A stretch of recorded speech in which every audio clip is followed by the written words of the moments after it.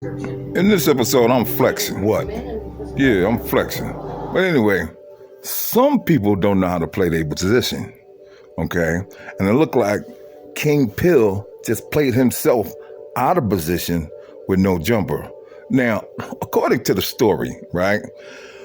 The show went on last night. It looked like King Pill was out of pocket. When I say out of pocket, he was damn near out of his mind because he was high off of mushrooms. And people checked the demeanor, the way he was coming off, the things he was saying.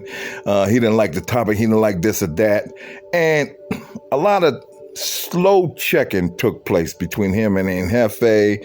And then he got out of hand with Adam over $200 because he needed his money right then and there because he was broke. He had his team with him. And it looked like he played himself out of position with Adam 22. Now, mind you, Adam took this dude all the way to New York. He flew with him. He'd been in a hotel with him 3-4 days. They kicking in like, cut buddies and shit. And for him to turn around and do a diss about $200 at no jumper because he was broke, he needed the money right then and there.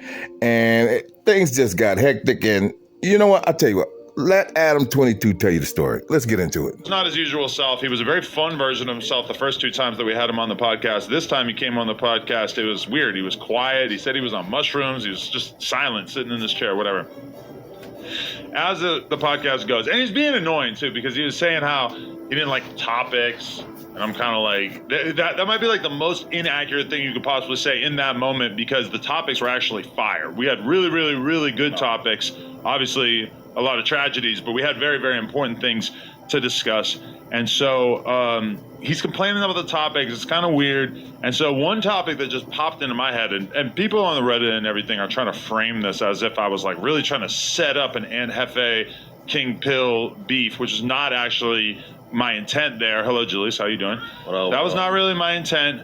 But I asked and I mentioned, King Pill, you censored some of the disses out of your song. Now, I'm going to give you guys the backstory on that, is that when I was in New York, I was with Hit a J3, Bomb to Juno, King Pill, and the conversation happened while we were all driving around an SUV together that maybe King Pill should consider censoring out some of the swear words from his, or not swear words, but gang disses from his songs, because in particular, there was one diss that could very much be perceived as a diss towards the 8 Trays. However, where King Pill is from, that same diss refers to another hood. Now, keep in mind, Aunt Jefe from 8 Tray Gangsta Crip. When I said that he censored out the swears, I didn't mention who, not swears, but gang disses. When I said that, I didn't mention who might be offended. I didn't mention what it was, but very quickly, the Aunt Jefe energy changed. And there's a clip, it's on the No Jumper Instagram, I noticed that. in which you could see Aunt Jefe kind of turning up, not being super disrespectful to King Pill, but making it clear that he don't mess with that's not cool, etc. Everybody saw it, and then it got very, very, very awkward sitting on this couch. I've noticed because that. you have King Pill reading the chat. You have Aunt Jefe reading the chat. They're both facing directly towards the chat and are 100% paying attention to it, reading it, and the chat is going off on King Pill. You ducked it. You tucked your shit. You's a bitch. You's a pussy. You was ranked it. Like, etc. You just, everybody going down on King Pill, basically clowning him. A few, maybe 5% acting like Aunt Jefe kind of a bully or whatever. But the overwhelming narrative was, King Pill, you just tucked your dick between your legs. Anyway, we come to the end of the podcast. And I even noticed Aunt Jefe kind of trying to like be a little cool to King Pill after that, like kind of saying like a few things to him. But for the most part, they didn't really interact. For the rest of the podcast, and King Pill went silent. He barely said a word for the entire rest of the podcast. Ed did try to be chill, though. There's a couple times he would like respond to what he said in a chill way. And to be fair, I kind of feel like we saw a little bit of a different version of Aunt Jefe yesterday, because of the fact that he came in no lean, notably, just got in a car accident, or just got a flat tire in his car. And it just felt like we were kind of feeling like a degree of aggression from Aunt Jefe that we hadn't really seen. Like, even when him and Munchie got into like a weird argument about like who's the most violent race, or if black people are bad for each other in society or some shit like that. Like the level that relatively simple argument got to was like kind of intense. Like it kind of ratcheted up the aggression to a degree that I wasn't really expecting. Either way, dumb for even like responding to it. Yeah, that got kind of intense too. Either way, podcast ends, and I think everybody's thinking in the back of their head, we got to get these guys out of here in a timely fashion and in a way where nobody has any interaction, whatever. So what's up? So we finish up stuff here. We go out there. As I walk out there, I see that Aunt Hefe is already kind of dipping and that Munchie's like damn near out the door. And the Pomona boys and King Pill are the only ones left, right? No big deal. I'm like, okay, cool. They got out smoothly. That's good. I go. I'm hungry as hell. Start heating up my meal in the microwave. As I'm heating up the meal in the microwave, King Pill comes over to me and he says, yo, what's up with the money for the episode? Because I had actually told King Pill, I was like, listen, like, I want to try you out consistently on the Tuesday show. He said, all right, but bro, I'm broke. So I need money. Like, you know, are you going to be able to pay me? I said, okay, cool. We'll be able to give you a little bit of money for appearing on here or whatever. Is the music seriously that loud? What the fuck is wrong with these girls? Just so you guys know, it's a plug talk day. We got to make sure that door stays closed. This is insane. But anyway, so Calvin Harris DJing in the next room. Yeah, shout out to Calvin Harris. God damn, I really just wanted to get through the story of these pieces of shit. Oh, they closed the whatever. Anyway, so King Pill starts coming over to me, talking to me about this $200 or whatever the fuck it was. He's saying, yo, like, can you send me that money right now? I said, yeah, you know the group chat that I put you in with Josh? Just text that, and Josh will send it to you by the end of the night. He goes, by the end of the night? He's like, I'm trying to get paid right now. I need that money to get home. And I'm like, you realize that like a lot of people who work here, you know, you get paid like every 2 weeks, every month, whatever, at the end of the week, et cetera. I'm like, it's not like, why are you acting like it's just like the most obvious thing in the world that you're supposed to be getting paid instantly as soon as you finish the podcast? Like, you got to chill. Like, the idea is that you're supposed to be on here consistently, you know, and it's like, why are you putting pressure on me to pay you instantly as soon as, and it just like struck me as a very weird thing. His energy is weird. He's walking towards me. He's like really like kind of getting close to me and stuff. Pull up the No Jumper Instagram. We're gonna start reviewing the footage of what actually happened in the office right here because the man is broke, man. very, he need to get his chat. Donnie, we're both there too. So. I need my money, man. I need you to give me my people who can attest my to the paper. way that this whole situation went down. All right, let's pull up this video. King Pill ain't never admitted he had any kind of money. King Pill tries to fight Adam 22 after their podcast. Now, there's no audio here, but we're going to be able to see the body I mean, you can see mannerisms. from that first pick. Look at the body language in the first pick. Yeah, okay, so let's press play. Yeah, obviously. So you see me to the left, and that's King Pill wearing the army fatigues. We love a man in uniform.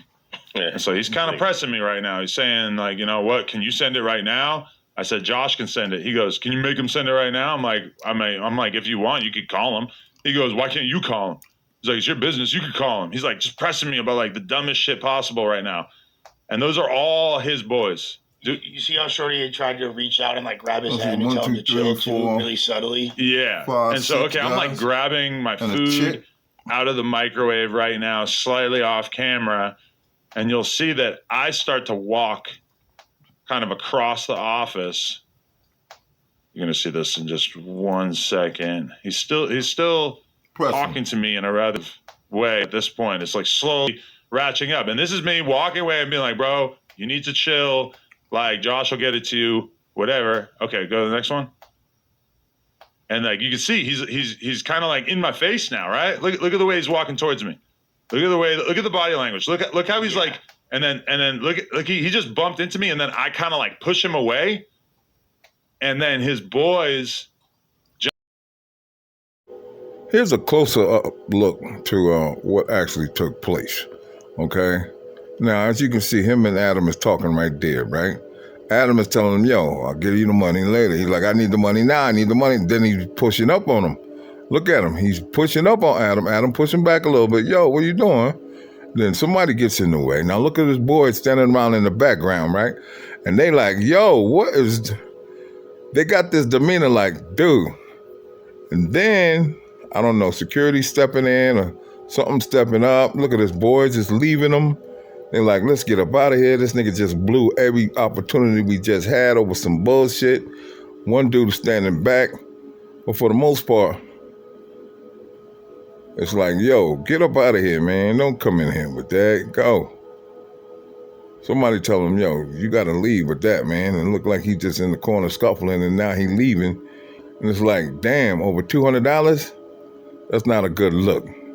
Okay, that is definitely not a good look for King Pill, and I think he just... And then his boys jump in here. They're pulling him away. They're separating him. So what's he do? He pulls out his phone, typical internet thug, pulls out his phone, starts filming. I'm sure he's going to drop this footage at some point. He starts calling me the F slur, starts acting like I'm a bitch. The reason why I'm in the cubicle now is because I was looking for a lighter, and I was actually grabbing one off of Mikey's desk. So I'm trying to light a spliff right now, and King Pill trying to film a skit. He's trying to act like real angry. He's mad. But his boys are the ones standing in between him. Now look what he does here.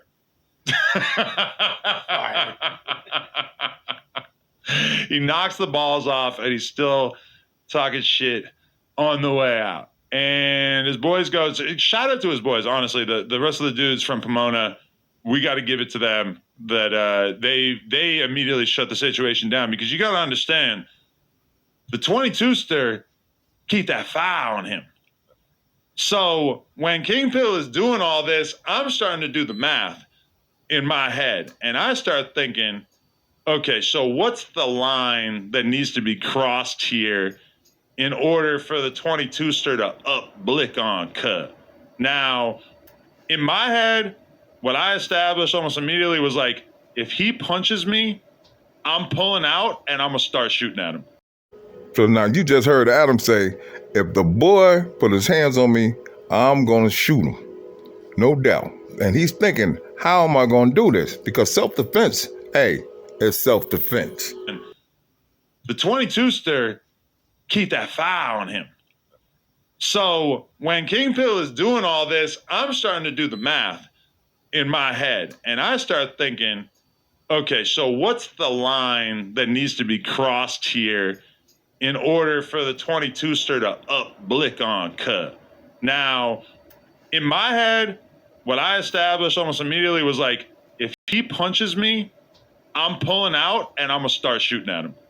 Okay? That's what's going on in my head. It's like, that's the line that needs to be ready crossed to here. take it there with him. Him just standing close to me is not enough for me to turn this into this kind of situation, right? But either way, like it ended so quickly, and his homies seemed like they were the ones that really like were more even tempered. And I mean, his homies really, and like Lush can probably attest to this because he actually went to the neighborhood, but basically like you could tell that they appreciate the fact that they're even at No Jumper, because let's be real, if you're from Pomona, it's an hour away. You're not really necessarily used to like going to places like No Jumper or whatever. And they're looking at King Pill like, okay, he's the dude that's kind of getting our foot in the door to kind of be doing more music stuff, more industry stuff, more internet stuff. And so I think in that moment, his boys are kind of viewing this like, oh, he's about to screw up all the motion that we've kind of got going at this point in terms of the hood vlog, King Pill being in New York. Keep in mind, yes, I did 2 interviews with King Pill. I was also in New York staying in the same hotel with him for like 3-4 days, right? So you consider him a friend to a degree. I felt like we had the kind of relationship that was actually legit. He's asking me for advice. He's asking me what I should do, what he should do in his career. He's asking me what, kind of moves he should make. He's telling me, yo, I'm thinking about moving back to the California area. I'm thinking about, if I move out there, do you think that we'll be able to consistently do content on No Jumper? And I'm telling them, like, yes, bro, like, I actually kind of believe in you. I think that you have potential maybe as a podcaster or whatever. Now, after the Tuesday show, I was very let down, and I was very much thinking like, oh, I'm tweaking. Like, I'm crazy because he sucked yesterday. Like, he just didn't say shit. He was just sitting there quietly. It was terrible. So I'm already kind of checking myself in my head of like, oh, yeah, that ain't going to work, because he showed up like the worst of himself possible. He wasn't funny. He wasn't charming. He wasn't interesting. It was just boring. And then he gets marked out by Aunt Hefe, quote unquote marked out. Some people could view that as being not a mark out and actually more of just like a check-in. But it was something. A stern talking to. It was a stern talking to, for sure.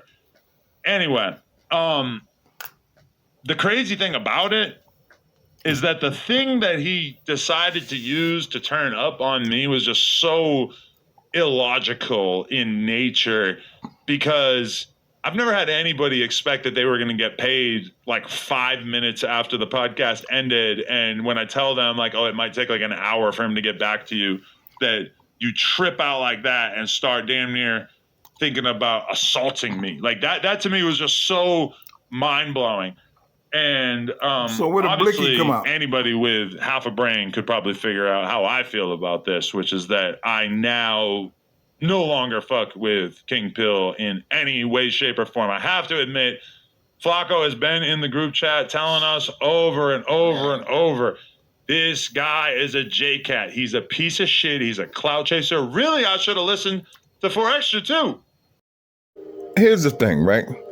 No Jumper is definitely a come up. I mean, it's one of the biggest broadcasting networks out here, okay? One of the biggest channels in California anyway. And if you're from California, you get an opportunity to go on No Jumper. It's definitely a come up for you. For him to do what he did, it's like all the air in his balloon has just came out. Or should we say, he just popped his own balloon because of the simple fact that his chance at making it at No Jumper or getting some type of shine in No Jumper has just been cut off completely.